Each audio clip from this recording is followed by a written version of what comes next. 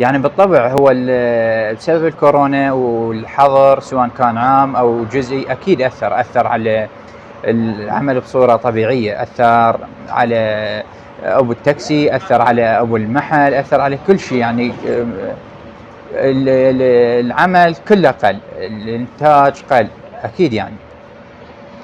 والله بالحقيقة هو يعني روتيني ينعاد مو ذاك الاختلاف، لكن بسبب ظروف الحظر أكيد حركة العالم قلّت، الطلعات فد شي يعني تغيير نوعًا ما. نعم طبعًا بالتأكيد جائحة كورونا أخذت الجانب الأكبر من مواطننا العزيز، وبالتالي إنه أثّرت اقتصاديًا، أثّرت اجتماعيًا، ب لكن بصراحة دون حلول واقعية تُذكر. اليوم حظر التجوال القائم في بغداد على سبيل المثال في بعض مناطق بغداد لا يوجد حظر نهائيًا، وحتى وإن كان حظر في العاصمة بغداد ليس بالصورة الصحيحة. الحظر الشامل يكون 3 أيام في الأسبوع، هذا أكيد يعني وزارة الصحة وخلية الأزمة اتخذت القرارات ربما تكون شائكة متخبطة بقراراتها، لذلك المواطن يحمل الحكومة بهذا الجانب ويعتبر يعتبر هذا الإجراء هو غير إجراء الوقائي.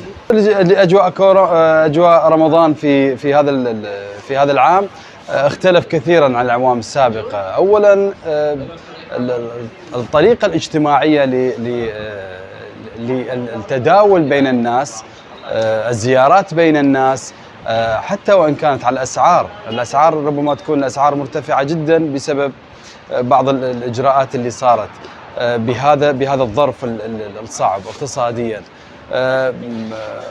في كل رمضان نشهد بعض الأمور والتغيرات خصوصا في الأسعار، يأثر على جانب المواطن ويأثر على جانب آخر، يأثر حتى على العمل أو طريقة التبضع في أجواء رمضان.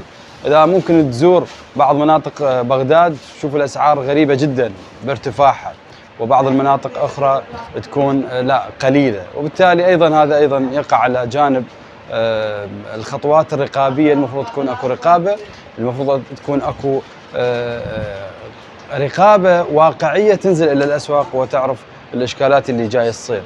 هذا رمضان اختلف كثيرا، ونتمنى رمضان القادم يكون أفضل وأجمل وأحسن من اللي نمر به حاليا.